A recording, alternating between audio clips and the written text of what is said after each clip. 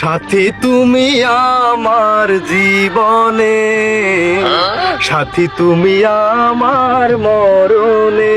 আচ্ছা, সাথী তুমি আমার জীবনে, আচ্ছা, সাথী তুমি আমার মরণে। ঠিক আছে। ও সাথী রে, কি হলো সাথী? আর তুমি আমাকে মারলে কেন? সাথী, এত দূরে কেউ থাপ্পড় মারে? আবার গাল তো তুমি লাল বানিয়ে দিলে। এই তোর সব গান বন্ধ কর। কেন? আরে সাথী, তুই এত দেরি করে কেন আসলি? সাথী, আমার সব গান তো তোমার জন্য।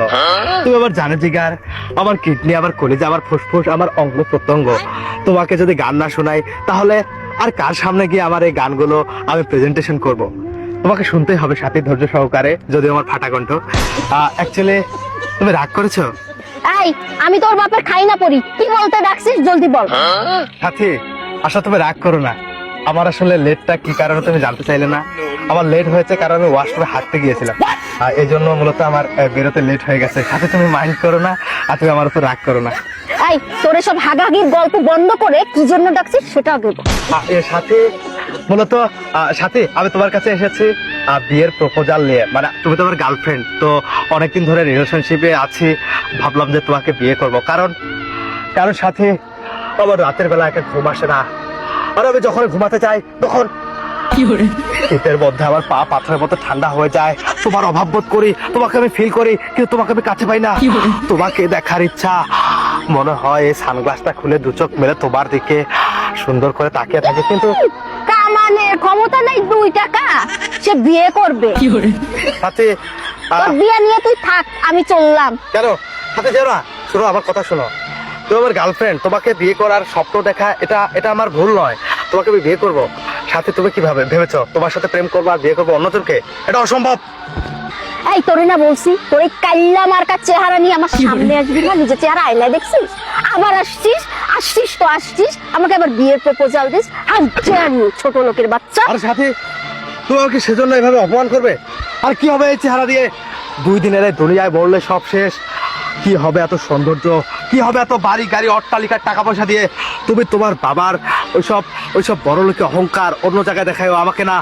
আরে যখন আমার সাথে প্রেম করেছিলে তখন তোমার মনে ছিল না? হ্যাঁ, তখন তো আমার অবস্থান এরকমই ছিল, শূন্য পকেটে। আর তুমি তো বলেছিলে এই হাত ধরে যে শাকিল, আমি তোমার সাথে শূন্য পকেটে থাকবো। আর আমি তোমাকে বলেছিলাম যে শূন্য পকেটে যে নারী যে পুরুষের পাশে থাকে, সফলতার পর সেই নারী তার বউ হওয়ার যোগ্যতা রাখে। এজন্য তোমাকে খুব শখ, তাই না? তোকে না বলছি নিজের পায়ে দাঁড়িয়ে তারপর তুই আমাকে বিয়ের প্রপোজাল দিবি? আর এটা কেমন কথা?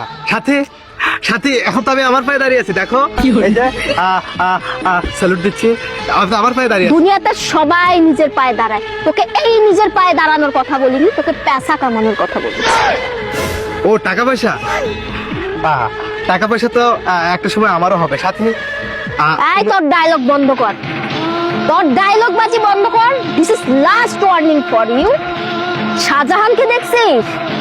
মমতাজকে ভালোবেসে কিরকম তাজমহল দিয়েছিল?